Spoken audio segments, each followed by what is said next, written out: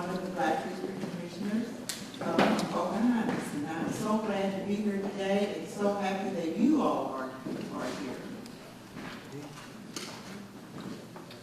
Walter Washington Jr. is a compassionate and trustworthy person with excellent character, intelligence, and integrity, who is dedicated to his church, his family, his work, and his community.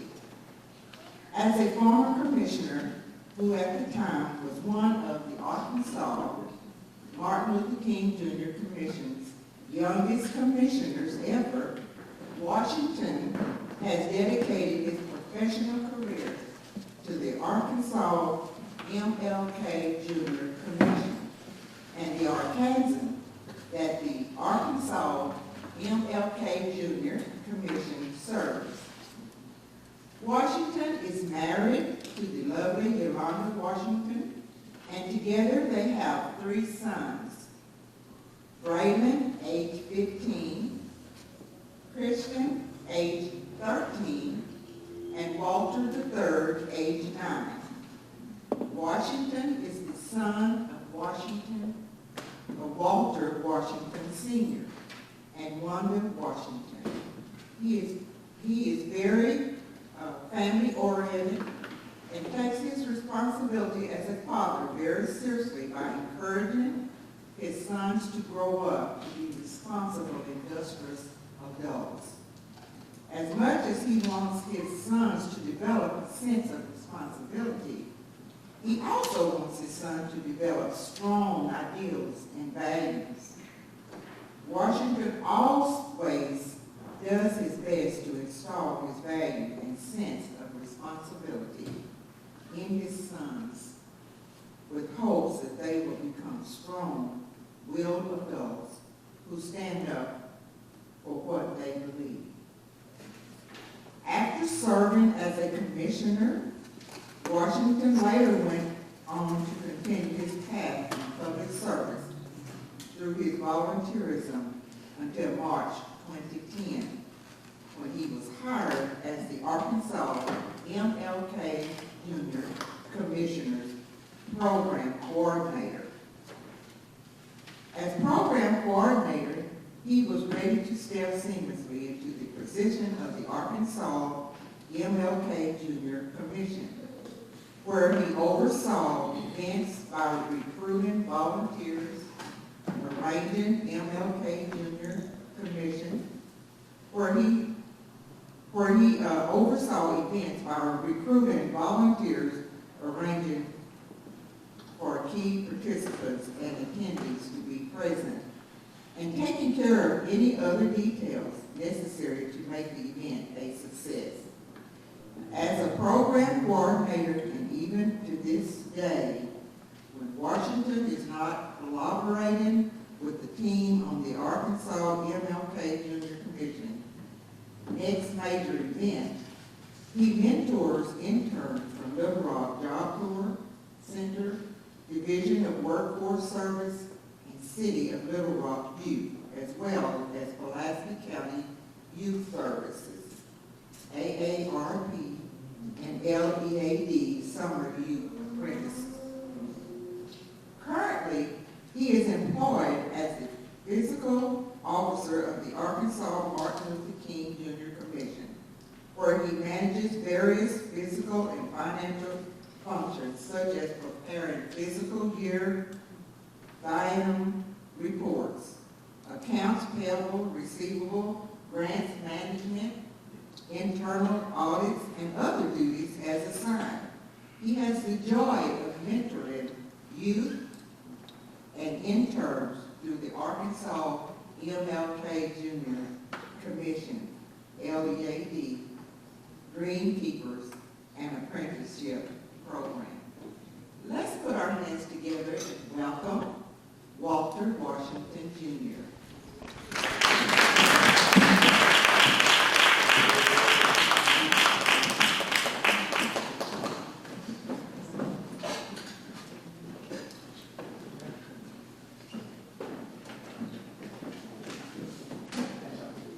Well, I think it's officially afternoon now, but will not be mistaken. Well, thank you again for the introduction. As she has shared with you, my name is Walter Washington, and I have the pleasure of serving as a commissioner on the Black History Commission of Arkansas. It is going here soon. There we go. Outstanding. A little bit to share about myself as well to go along with this. I chose this topic, religion, from a Millennials perspective, because I have a unique perspective to provide that I think will help encourage this conversation today. So I'm grateful and thankful to be a part of a presentation that had presenters that preceded me to give you a great deal of information. I know I received a great deal of wealth of information from their presentations. But growing up, I just want to start off, I am an ordained deacon at Longley Baptist Church, so I think you all got a chance to see from an AME standpoint, a CME standpoint, and now from a Baptist standpoint. And I want to also pay respects to those who are chronologically superior to me when it comes to receiving me in the presentation. So growing up, I was baptized in the Baptist church at a young age. However, my education came from private school, all the way from kindergarten to 12. Being from Pine Bluff, Jefferson County, I attended St. Peter's Catholic Church, which was a predominantly black Catholic church at the time. And that was from kindergarten through 6th grade, as well as from 7th through 12th. I attended a predominantly white Catholic church known as St. Joseph's. Both those churches were in existence because during the post-Civil War era, as well as coming into the Jim Crow era, there were two churches due to segregation. And historically after that, they desegregated, obviously, but however, because of the cultural and I guess just the comfort zone of those congregations, they remained predominantly what they were.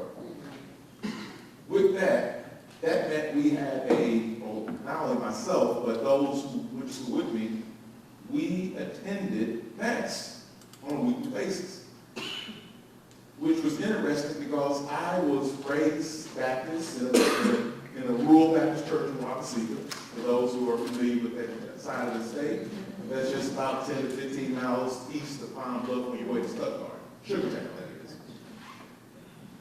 And we also, at those schools, we had a curriculum called religion, which was interesting because there was a textbook or a workbook that we used, and it showed us about world religions that we also learned about.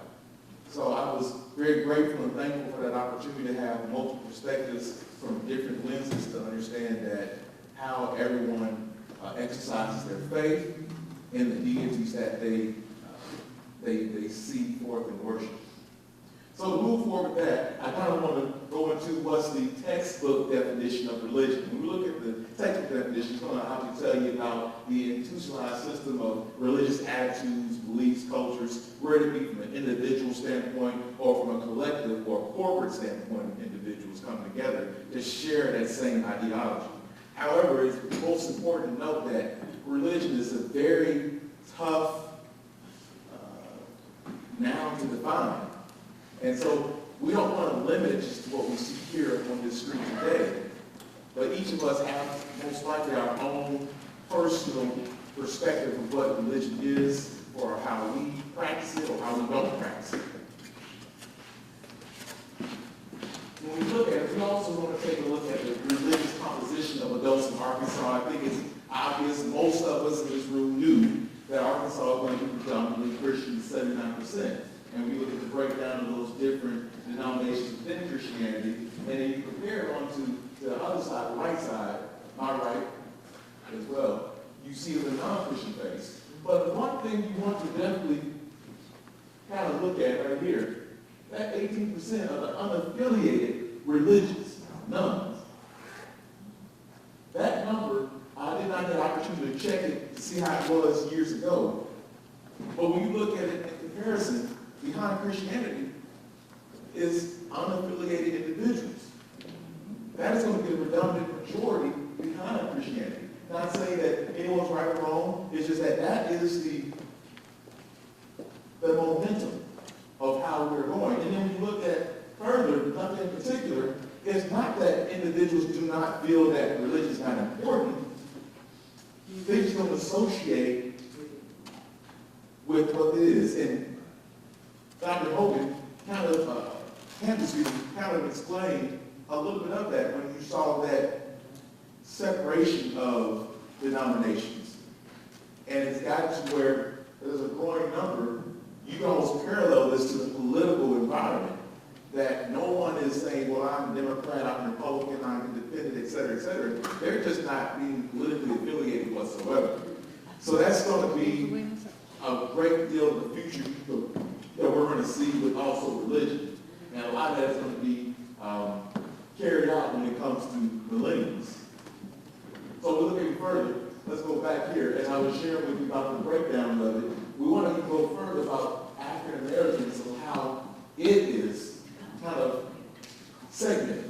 And we see how we have the AME, Baptists, Pentecostals, etc. Look at these numbers here, and you have an understanding of how is going back then. Historically black Protestants, 8%. Of that 8% that's historically black Protestant, how is it segmented?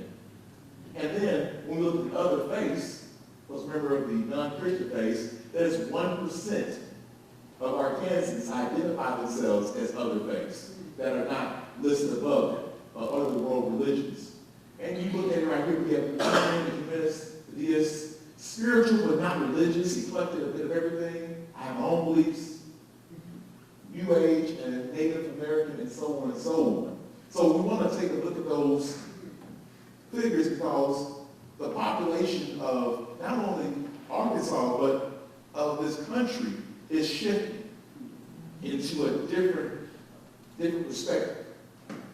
Now, from a millennial standpoint, I being a millennial, you're looking at age ranges that those who were born in 1981 up to 1996. So, or Generation Y. So, some of us in this room are part of the baby boom generation. Some of us in this room maybe have the blessing to be part of the silent. Now, these ages, remember, these ages are actually 2 years ago, so whatever you see here, just add 2 to it. So it is, not 3 years prior. Nevertheless, when we take a look at these numbers, we have an idea of where our generations are kind of set up and going on to it. Because my children, two of our children are part of Generation Z. But now, I don't know what's the next one after. I don't know if they're going to start over the alphabet and go Generation AA, or they're going to, what's it going to say, or Generation to be determined. But that's when we're looking at it now from Arkansas' standpoint of millennials. Because once again, millennials are making up the median age of the state as well as the United States, about 38.2, 38.3, so not much different. And then we see here that make up again, because remember, when we're talking about millennials are going to be around 41 is the top age, but as young as 26. So you're going to take part of this and part of that. You're almost going to have about 1 million Arkansans possibly who are millennials, which is the median age. And when you look at the African American population of Arkansas, it's considered to be about 15.7%.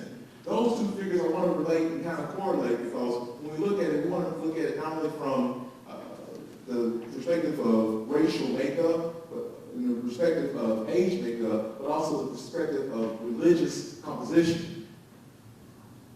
And so with that, I believe I have a video that I kind of want to share with you all. Let's see if we get this playing. It's about 7 minutes. It's from PBS. So this video is kind of going to touch a little bit further about millennials and how's religion moving forward. So bear with me for a few minutes on this piece. I believe it's going to bring us into a sermon week.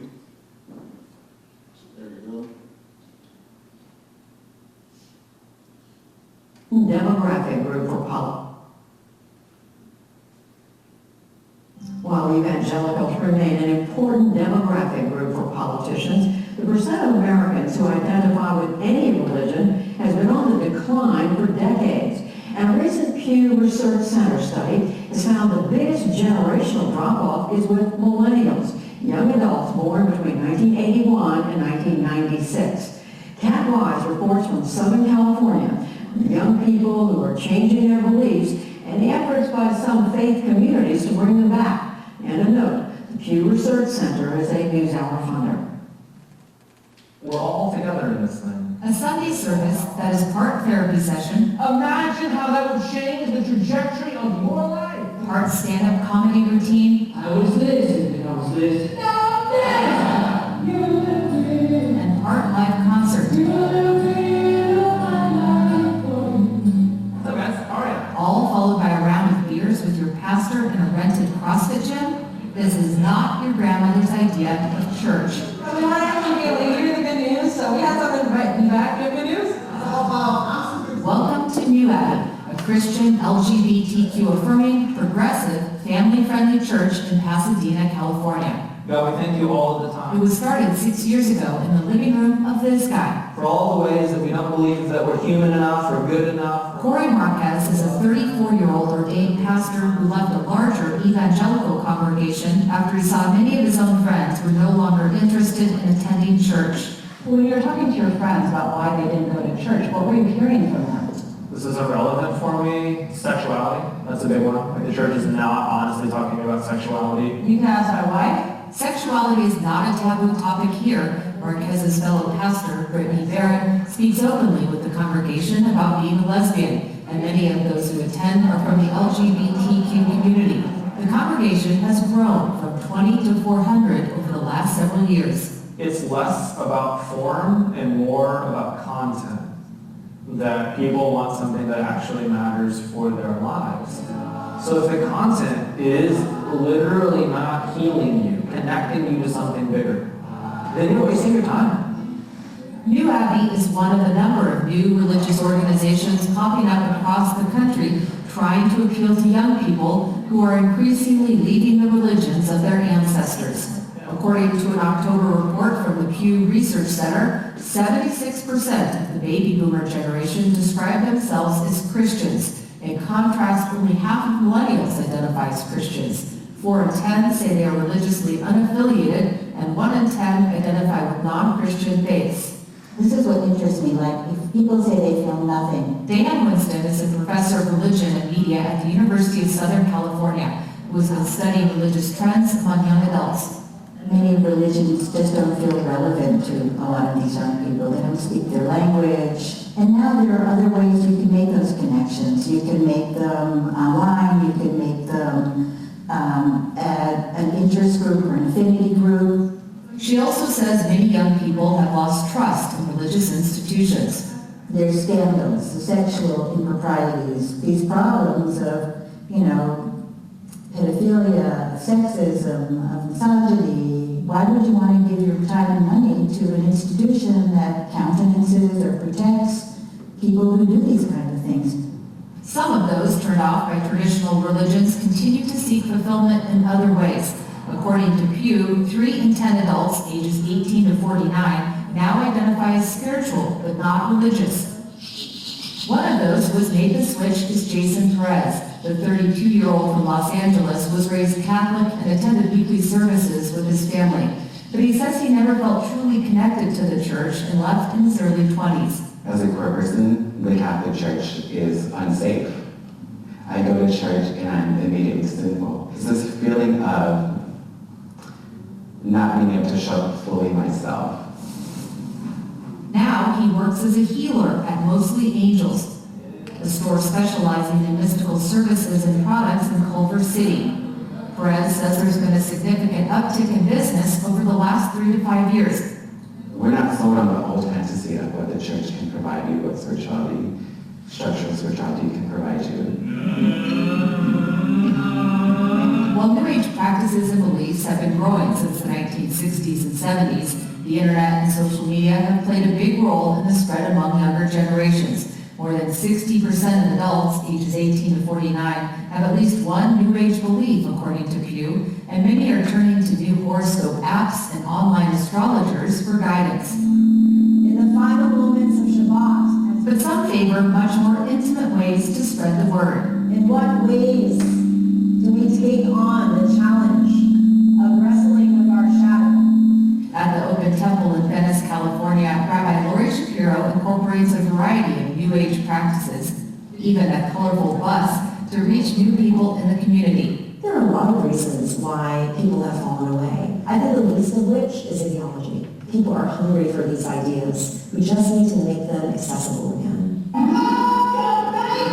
But many faith leaders aren't rushing to change long-held practices and beliefs in order to keep young people in the pews. The story goes on to tell that while he was teaching, Reverend Mary Miner is the pastor of Brookins Kirkland Community Church in Los Angeles' Inglewood neighborhood.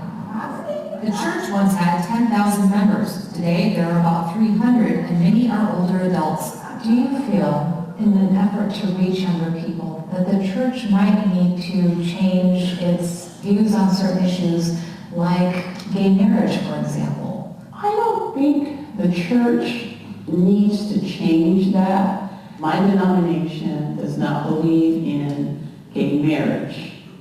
However, my denomination embraces those that are of the LGBTQ community. According to Pew, Black millennials tend to be less religious than older Black adults, but they are considerably more religious than peers. Reverend Miner says she's concerned about losing so many young people in her church and worries they are missing out on an important aspect of religion, community. When you're not assembled with believers, then you feel like you're on an island all by yourself. Paul said two very important things. First, he's going to give you a new understanding of who God is. Back at New Abbey, Pastor Cory Marquez says a sense of community is what's bringing people back Sunday after Sunday, and their approach isn't all that radical. I've never opened a door in Christian tradition where I found out I was the first person there.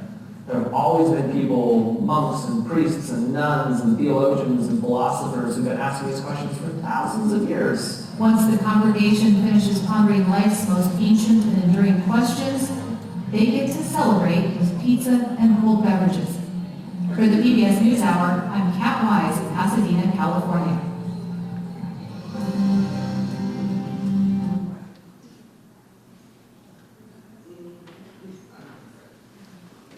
So right there kind of gives you an insight of what reporters and journalists have collected as they understand the word millennials are headed.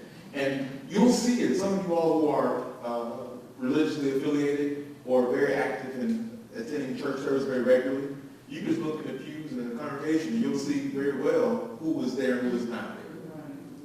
So it's not something that's just been as of lately.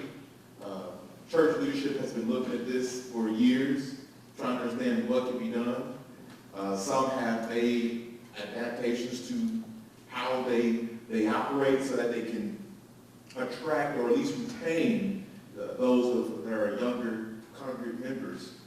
But what it shows that they shared is that even for those, my peers, they're not disconnected from God or disconnected from their religion. It's just that the way of church service on Sunday is not the way that they want to go. And a lot of that is because some feel that they're not learning biblical principles as best as they could, or they're not learning the principles of their religion as best they could from that leadership. So many of them are going out on their own to seek that understanding. It's just a disconnect between that and between those individuals and those religious organizations. And we're going to see that to be the case to continue to kind of go even further.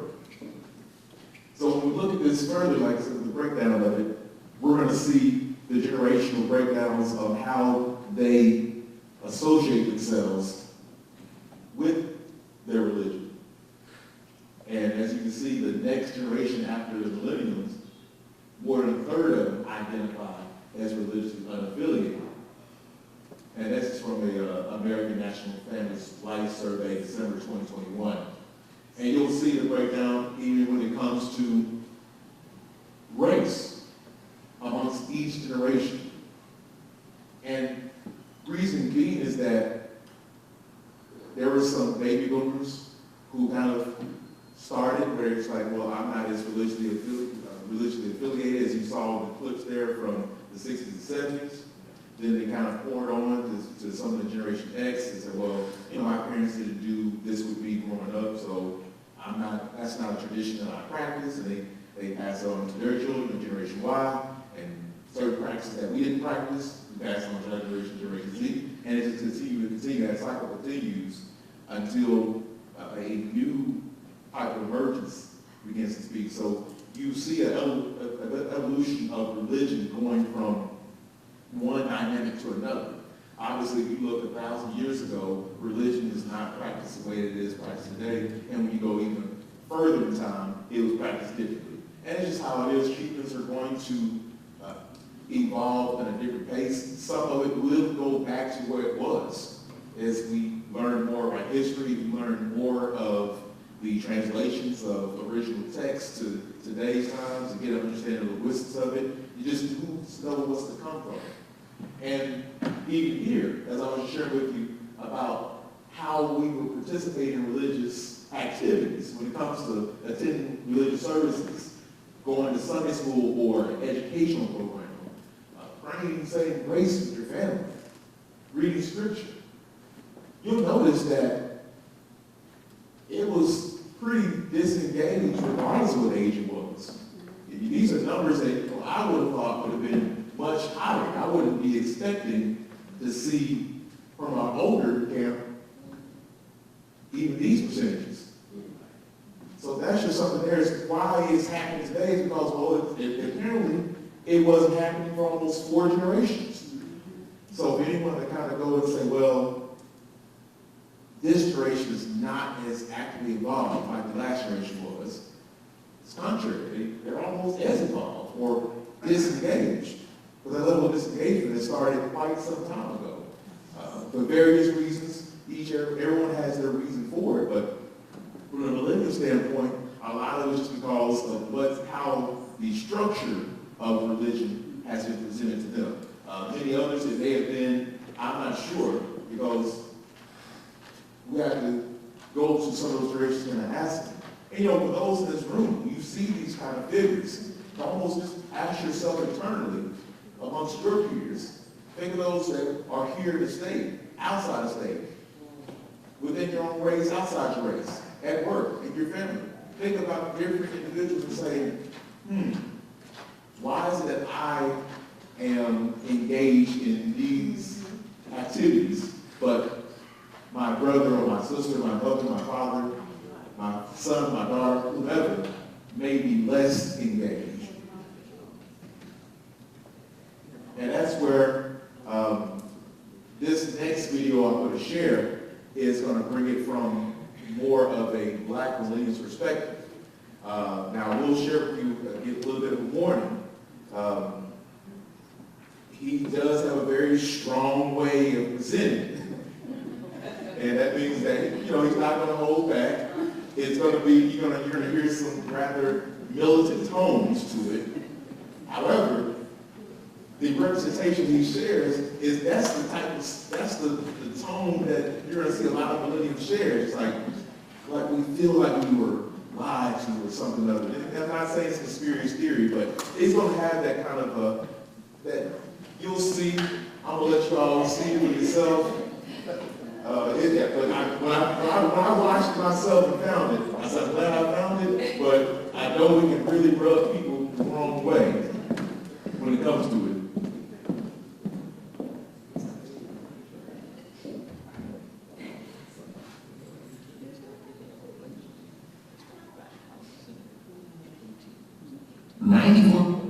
% of people believe company culture. What's up, y'all? My name is Chris, and I'm an urban acolyte. This is my vlog where I talk about things on my mind. So last night I came across an article that was shared in a Facebook group for Black Universalist Unitarians about how young Black Americans are leaving the church and Christianity to follow traditional African forms of spirituality. Now, the title of the article is Why More Young Black People Are Trading in Church for African Spirituality. The article was written by Luna Malborough, who also left her traditional Christian upbringing in favor of Afro-Brazilian spirituality that she found on a trip to Brazil. So before we dive into the topic of the article, it should be mentioned that millennials across the board are leaving the church. Millennials are the most secular generation in the U.S., and 1/5 of all Americans have no religious affiliation at all. Although as a whole, Black Americans tend to be more religious, Blacks under 30 or younger Black millennials are 3 times more likely to avoid religious affiliation than Blacks over the age of 50. Now, I think that difference can have a lot to do with the social component. If you're over 50, you're more likely to find more of your peers in church. I mean, the way I grew up, older adults found a majority of their social circle in and around the church. Now, what is the reason that so many young Black people are leaving the church? This gets complicated because there is never truly one big reason. People are individuals, and they have their own individual reasons for why they make certain decisions. What many say is that they have decided to shift their focus to beliefs outside the Judeo-Christian Islamic framework or belief in a God of Abraham. They also mention the effects of colonialism. Belief in an Abrahamic God and traditions around those religions represent oppression for them. Specifically targeting the church, they feel that Christian culture continues to uphold patriarchy, rape culture, and white supremacy. And I'm not just talking about in conservative Christian churches either. I can recall a classmate in Louisville Seminary who gave a sermon at a church shortly after Trayvon Martin was gunned down by George Zimmerman.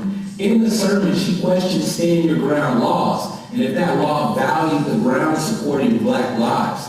And after the sermon, she was given a stern talk by the elders at that particular Presbyterian church that she would eventually end up stepping down from her associate minister position with that church due to the white congregants that she upset. Now, this was at a PCUSA church where they pride themselves on being part of the Reformed and always reforming liberal tradition. Now, unfortunately, even in Black churches, the hand of white supremacy is still present. I grew up in one of the oldest Black Presbyterian churches in the South, and I grew up around a lot of Black doctors, lawyers, college professors, around Tennessee State University, Fisk University, and Meharry Medical College. Now, if you know anything about historically Black colleges and universities, look, I just named off 3. Now, you would think that being in that environment, that it would have been some kind of think tank on how to be woke. And maybe it was at some point. But by the time that I came around, I mean, everyone had already made it. We don't want to talk about bucking the system or upsetting anyone. Now, it's possible that there were those kinds of conversations happening around me. And I don't want to slander anyone. It may have been the case that I was just too young to understand. And by the time I reached the age where people started to put me in leadership positions, well, by then, I had that whole young Mustang ready to run wild with no true sense of direction. And all those people who were woke, they just got old and tired and ready to go to sleep. But I'm not giving any passes, though, because I want you to take note of this. First, in the more liberal denominations, we can take a look at what happened last month at the big Methodist convention. The bishops voted against support for same-sex marriage and against supporting the openly gay clergy. If you're a Black person at an AME or a CME church, this is yet another example of the white church influencing you. And if you think it doesn't, well, I've had a few gay Methodist classmates at Louisville Seminary and at Vanderbilt Divinity. If you're a Black Christian and you're holding on to some homophobic interpretation of Scripture, I mean, just ask yourself, what would happen if all those awesome singers, musicians, and choir directors, what would happen if all the gay people up and left your church? Now, I'm going to leave this last point. A lot of Black Christians are Baptists. If you're Baptist and your Baptist church belongs to the Southern Baptist Convention, hey, congratulations, because you belong to the largest denomination in the United States. And when we talk about the conservative Christian right or the evangelical Christians that are impacting politics that helped Trump get into office, we're mainly talking about the Southern Baptists. And if your Black church goes along with the Southern Baptist Convention, congratulations, your theology supports a Republican Southern strategy to to continue to disenfranchise black folks and people of color through the use of political language to tell Southern white people who are still salty about their ancestors losing the Civil War that a vote for the Republican Party is a vote for the South's rise and the return of slavery and down with the niggers. So listen to that. I can't see how anyone wants to be part of that system at all. But this leaves a void. See, black people are very spiritually inclined. If you take away the church, what fills that void? And this is why many younger black millennials are turning to African spirituality. People started to seek out practices like Reiki, acupuncture, burning sage, using herbal tinctures in order to increase their self-care and tend to grief and trauma. Those words are from the author of the original article, Luna. See, these kinds of natural healings or communal-based healing practices are weak in the black culture and black spirituality. And what Luna mentioned in her article is that she felt alone on her journey. She described it as a solitary feeling on her own personal spiritual journey. But on her trip to Brazil, she was able to find a community. She was able to put a name on this thing she found. And that gave her the ability to find other people who were already looking or had already found the same thing that she was seeking. Having a name allowed her to belong to a community. See, the importance of having a spiritual community means there are other people who can connect to you on your journey, on your individual spiritual journey. And I mean, just look at the word community. Come together to have unity. We come to this place or location to unite and have this kind of unity in that we're giving support to achieve a spiritual goal. That's the importance of having a spiritual community. Maybe there are places like that where you live. Luna mentioned a store in Oakland called Ancient Ways, where people can not only purchase books and items to understand their understanding of traditions like Ifa, Voodoo, Santeria, Candomblé, the various Yoruba traditions and other kinds of occult practices, but it also provides a space for people to meet, gather, and network. There's the Black Found Witches Brew in Washington, D.C. that gets into witchcraft, shamanism, and queer spirituality. One of the most talked about groups, and this will probably surprise you, is Black Lives Matter.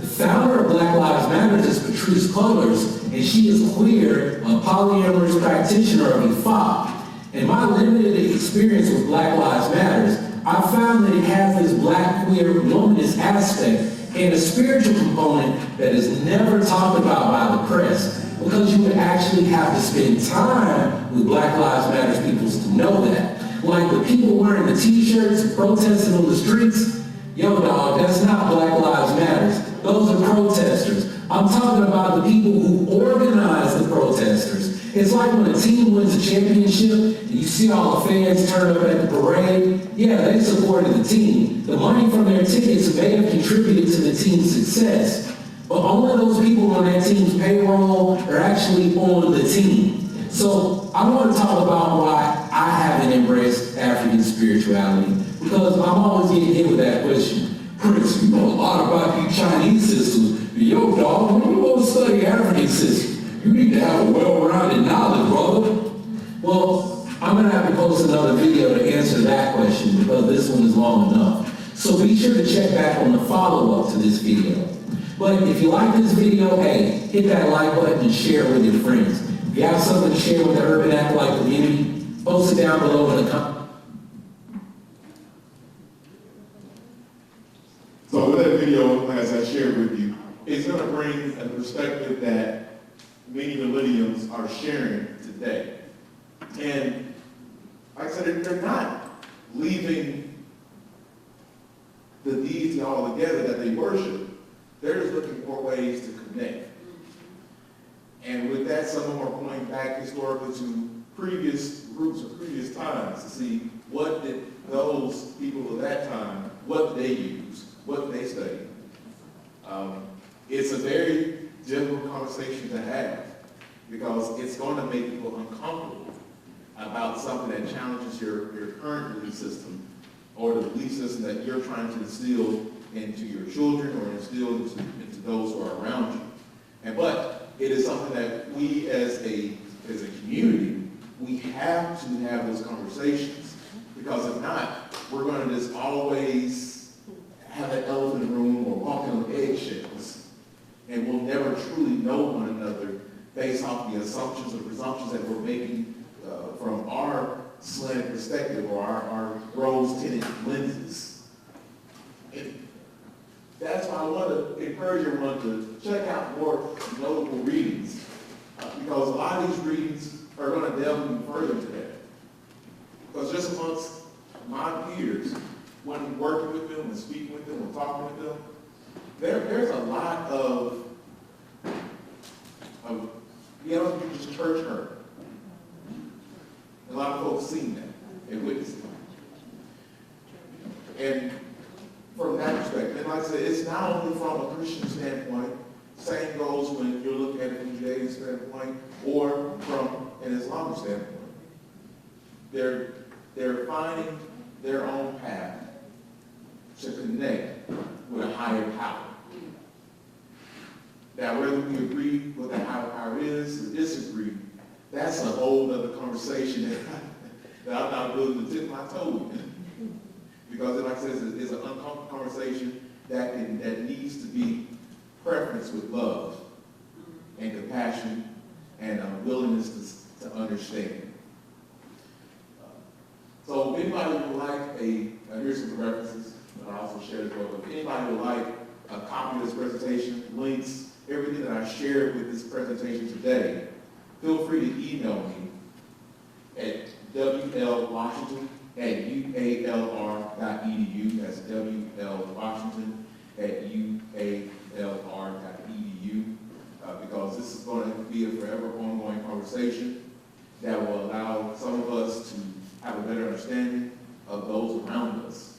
And we're starting to take notice as to why are they practicing that religious behavior that we did not grow up practicing. Or why, or they may ask the other question, why do you continue to practice the religious behaviors that we were raised on? It's a two-sided coin, heads and tails, but remember it's the same coin.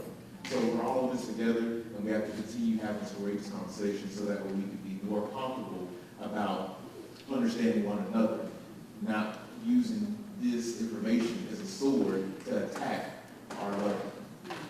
But I'd like to open the floor to any questions or comments, concerns, etc. I want to make this open dialogue as much as possible. I just want to know, what was the name of the young man for the women's, I heard him say principal, he was carrying the first.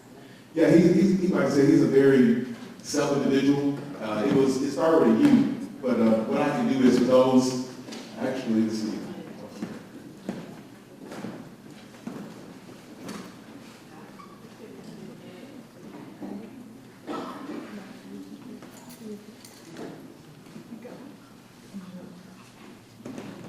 See it here, this small print. I'll go back page. But yeah, that's his name there. But nevertheless, if for those who wanted to receive it, I can share it with you because Does he just go back Prince? he has another name that's difficult to pronounce. Let me just do this and then let me pull it up so you can pull up the page.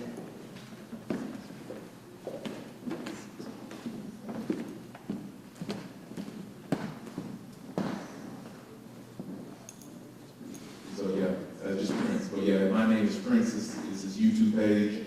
For those who want to check it out again, just kind of get see more. But a lot of his other videos, they're not going to be as connected as this video is.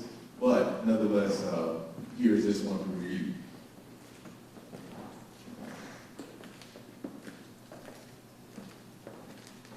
Any other questions?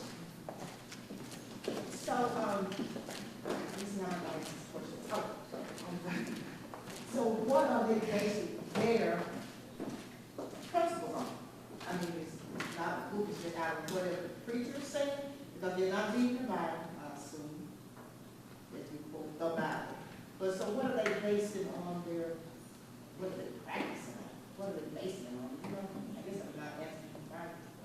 Well, the thing is that it's going to be very, some folks are into New Age, just the way that we are able to kind of cover it all, really. So like, think of it almost like in politics, you have an independent. Although that independent is not independent, really. That's just our way of simplifying and saying, hey, you're all independent because you're not Democrat, you're not Republican. So when you look at it from a standpoint of an individual who is practicing something that is not Christian or not of the traditional non-Christian faith, they are doing a great wealth of different things. Some of them are doing, as he mentioned, those different faiths have their own doctrines, and their own sets, and their own books, and their own studies. I don't know them because I practice them, but they all have their own sets of beliefs that they can refer to, just like the gentleman who has his own shop who left Catholicism because he felt that it wasn't a place for him. He opened a shop to where he could have those materials and have those resources for those that's following that practice to utilize in their newfound activities. So many of them are going back to what they can see as references to study from, to look from, historical. So some of them are going to where they're speaking with their friends, speaking with their peers, and they're going together to learn more using those written resources. And I'd say in lieu of what most of us would usually understand as a Bible, the Torah, or the Quran, they're using different materials to base their new faith, to base their current faith. Some of them may have always been that faith, and we just sometimes we wouldn't accept it or we wouldn't recognize it. And which that's why we want to have this conversation, because so many individuals who have those different faiths, since they're not of the majority, as we see here in Arkansas, nearly 80% are religiously affiliated, 82 to be exact, and 18% not being religiously affiliated. They're feeling that they're left out because, like I said, there's that misconception. And like I said, I don't, from my worldview of it, I don't subscribe to New Age, but I know that because of my upbringing, we have to study what is out there so that we know the people that we know and why they're doing it or why they're not being a part of what we're practicing. And it's not a matter of practicing someone else's procedures per se, but it's a matter of learning the history of it, because without having information, we won't know how connected or disconnected we are. I just want to say that I did not know I was a millennial, for one, but I do see where they're coming from towards being unaffiliated, and I see the reason why. And I would not consider it to be New Age.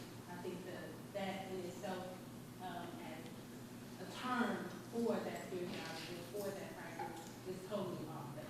It's nothing new about it. These are things that have been done indigenously for centuries and centuries of years, and it's not just in relation to Africa and spirituality and all. But I did want to ask, the numbers that you gave on, I think, maybe your third slide, said that there were 15.7%. Was that in relation to specifically millennials, or was that in relation to theirs? Yes. Is that in relation to the research of people that you all conducted this survey on, or is that in relation to just the millennials? So, I'll touch a little bit on the first point. I'm glad you said about the New Age, because that's what I'm trying to get at, is that it's only called New Age because the media classifies it as New Age. When in actuality, nothing new about it. It's just that it wasn't accepted by the majority. Like I was saying, kind of akin to being an independent when it comes to politics. That's a horrible way of explaining it, because they're not independent. They just don't subscribe to the two major parties. Same goes here. I said, well, I am religiously affiliated, or I do believe in religion. I'm just not affiliated what you subscribe as the two major sections of religion.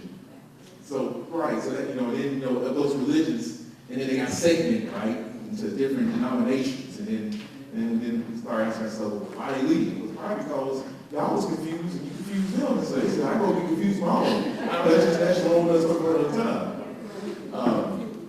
And then about the millennium piece, you're right, a lot of folks would not have identified themselves knowing that, oh, well, I thought I was Generation X. Well, you know, according to certain researchers, this is what was agreed upon as far as the age range. I think over time, it kind of slid a little bit, right? Because remember, the numbers I shared were of 2019 when they looked at it. So if you were born, as I say, in between 1981 and 1996, then you are collectively classified as a millennial. Whether you identify as that or not, you may say, well, no, I don't choose to accept it. So I tell folks, hey, I don't, these are just someone else's words. So, and then of the numbers we see here, these are not my research. These are just research that I have cited from other sources. Some of them dealing from PW, some of them from the American Survey, some of them from the Census, some of them from different scholarly pieces.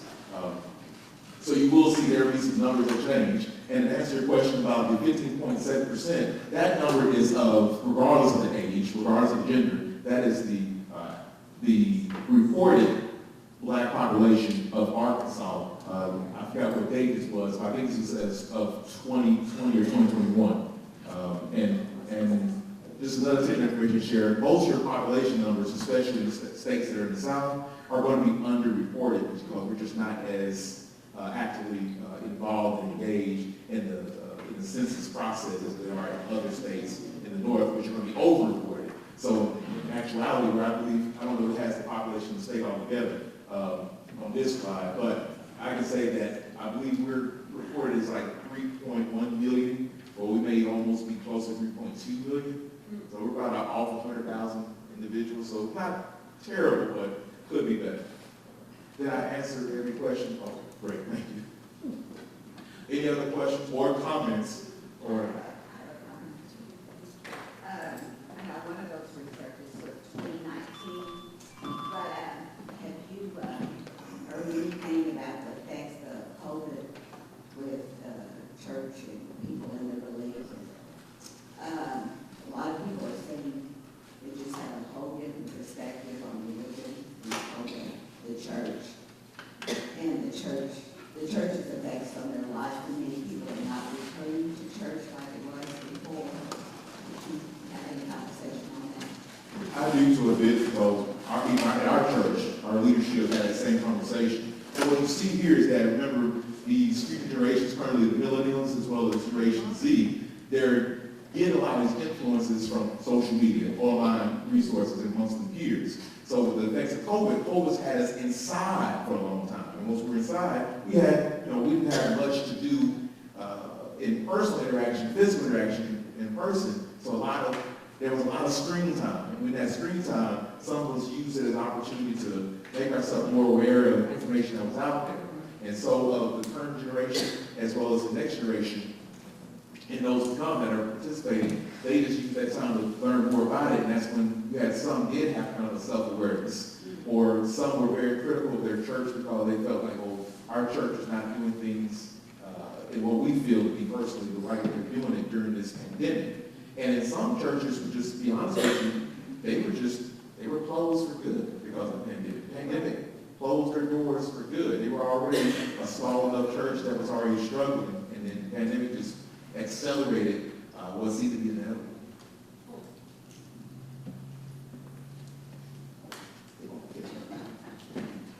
I'm sorry, I have a very large voice, I'm sorry. It's being recorded. It's being recorded, so you Okay, I need to be on my, okay, I have to hold it way out this way. One of the things I did want to reiterate is what you mentioned, that if it says, if you raise up a child in the way they should be, then when they get older, they're not going to depart from it. So I do believe that the millennials, but I have one that is what you say CX, and then one that's millennial. And they argue constantly about a specific preacher that she listens to that doesn't state the word, it just gives a message. And I started looking back, because as a school teacher, I started looking back, and I noticed that if I actually go and observe and visit, that I'm learning things too. So it may help. One of the things that Millennials is trying to tell me is that all the time you take them to our church, you go where I go, you go where you go. I found out that when I started she would ask me about attending someone else's church, I went. I'm already grounded in Jesus. I know who Jesus is. You can't park me any kind of way. But I would find there were things that were happening there that when I would take back to my church, it was making a difference. That's how we started to draw other people in, because you can get into your area and you really don't see it. When you show the picture of the church with so many people absent seats, I would even hear other people in my church say, why aren't they coming to church? And I would say, why aren't we going to them? So millennials have that attitude. I have sat and listened at the internet. I know what's going on. Now I see the whole picture. Maybe if we have church one day and we can sat and saw what's happening, you can draw from that information and you can learn that religion is religion. You can still love God and not have to be sitting, in my case, at First Baptist Church. But I can take First Baptist Church with me anywhere, and that's the way they believe. That's what I And so in response to that point, that's exactly what it's all about. It's about us getting to learn one another. Because if we don't learn one another, then we're not loving one another. And then if we're sitting there being critical of someone else's decisions and behaviors without looking to see why they're making those decisions and why are they behaving that way, then we're being blind. And for those, like I said, of the Christian faith, that's why I always remind folks, say, well, you remember you're a Christian, you have to be Christ-like. And to be Christ-like means you have to get up and go and be about your Father's business. You can't do that from sitting in a pew. It just is what it is. And so when you're competing against those who are going out there being active, it's almost like gangs. Gangs are successful because they're filling in that void that has been left from someone else, whether it be a father who's incarcerated, a mother who has to work from 3 to 3, to 3 to 3, to 3 to 3, or a school that is short on resources, ready to be out of school time, whatever. They're going that way. So use this as an opportunity to reflect not only on yourself, because sometimes I get in the habit of not listening when people are speaking, and then not recognizing why is my son speaking to me right now in this way. And instead of me being critical of it, let me be compassionate. So thank you for bringing up that point. We have one here and one here. Yes, ma'am. As a millennial, I know for me, I came to religion on my own. Like, my mother wasn't really a part of the church in that capacity. Because we're in the Bible Belt, it is like routine that we go to church. And so for that, I was part of a ministry that was in my neighborhood. And so in that, I saw the church. And so I knew that I didn't have to be in a building to be a part of the church. And so in that, even in being in college and doing ministry in all different places, from Dallas working with Hispanic students or low income, whatever the case may be, I learned that I am a part of the church. And so God calls us to go and make disciples in all nations. And a lot of times we look at it from the perspective of going to Africa, going to the third world country. And make no mistake about it, we do need to go to those places because people are not hearing the gospel. But our nation, for me, is in my backyard. My nation, for me, is for students that don't get to see people to get a master's in higher ed. And so I get to be a witness, a testimony to, hey, just because you came from Eastgate doesn't mean that you cannot achieve or you don't have to be a part of your environment. And also, I think the biggest thing, especially with millennials, is the context and how we're teaching the Word of God. Because we have so many denominations, I feel a lot of our humanness are a part of how we teach our congregation about God, because of how we are affected about God. But is this what the Word says? And I think that's the biggest reason why we have a huge influx of millennials, especially with my friends leaving the church, because again, they did not have a solid foundation of who God is and who they are within Christ. And then with the whole like George Floyd and how does now my blackness affect me being a believer? Where for me, as being raised by a baby boomer, I knew that black people were in the Bible. You know what I mean? So that context for me, like, it was never white Christianity. It was me being a believer. And so I didn't have that complex of like, dang, like, how does that work? Like, have I been lied to? I know I haven't been lied to because again, the word of God was still true for me. Whether it was today or tomorrow, this is what the word of God was. So I think the biggest thing is we do need to get back to what the word of God is and being able to teach people the word of God. And she shows a very valid point is that when, and this is anybody, you know, if a child sees their parent doing something, they're going to be able to see through it very easily. Same goes is that if I'm going to be a religious individual and I am expecting someone else to be so, then that means I have to practice what I preach. And if I don't, someone's going to see through it very quickly and realize that I'm not being genuine when I say it. And they're going to go seek out someone who is. So regardless of, you know, like I said, I am a Christian, or I'm a follower of Christ, but if someone is of a different religion, different understanding of the Creator, the Architect, God, just know that if you're not sound in your foundation, you're not going to have a root to stand on. So we have another question. My main question is, as a traditional church Christian, I notice when I go to traditional setting, we have more monologue conversation, more lecture style.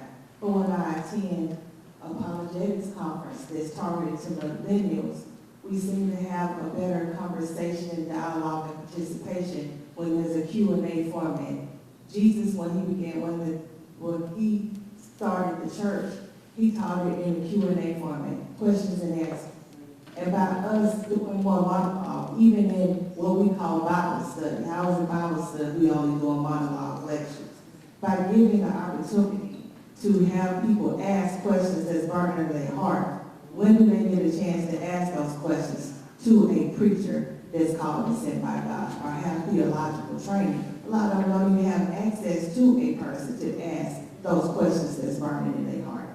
And so to me, when I see how young people engage, they want somebody to talk to and have a conversation, having that opportunity. I saw on YouTube where a preacher did have a Q&A on Sunday morning after the sermon. 50 people got up to the mic to ask questions. So 2 hours after church, he had no idea that people had those type of questions after the sermon because he thought he was doing such a good job, nobody had questions.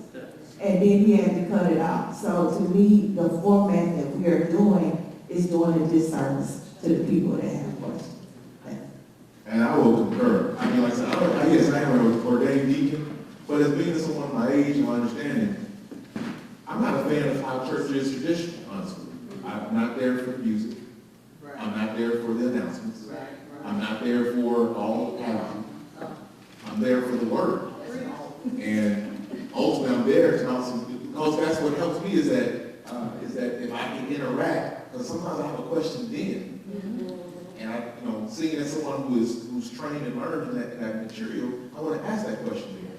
So I'm usually more engaged when it comes to those small group settings where we had, before the pandemic, we did take a look at that, and the biggest piece was we realized that you have, for a Christian church of that nature, you have to be biblically based. Right.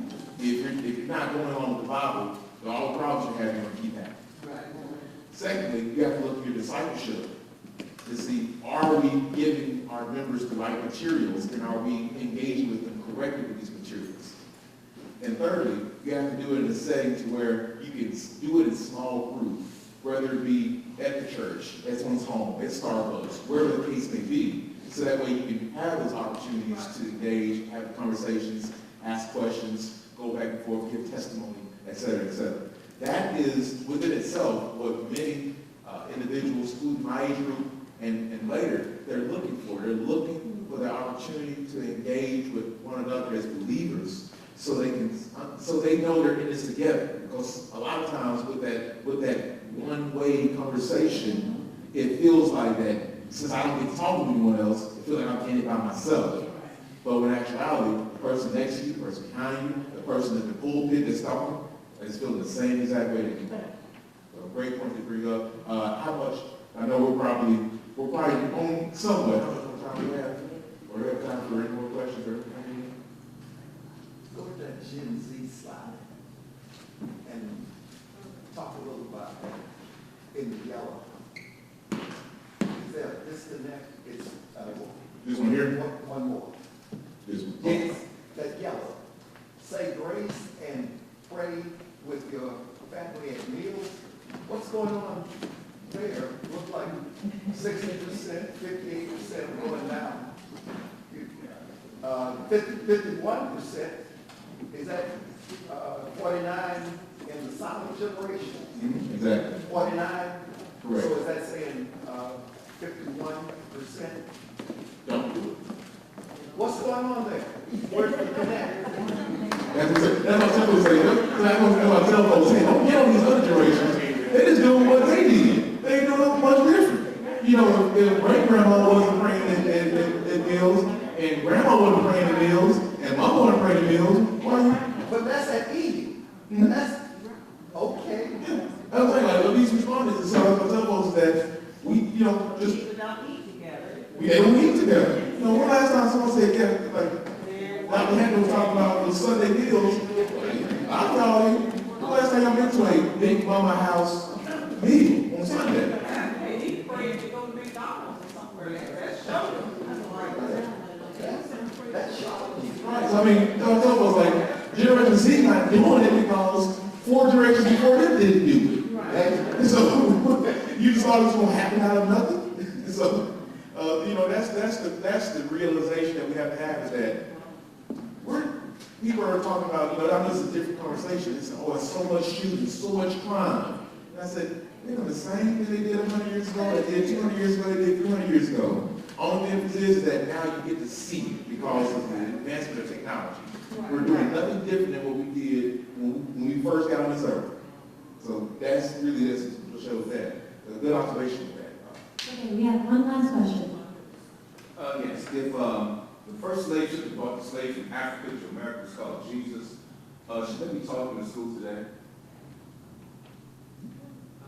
I mean, you know, I leave that to the school district, and that's a big piece there, is because should or should it not, I can't speak for every school district. But what I can say is that if there is such a conversation that's bringing up in that school district, it has to be acknowledged.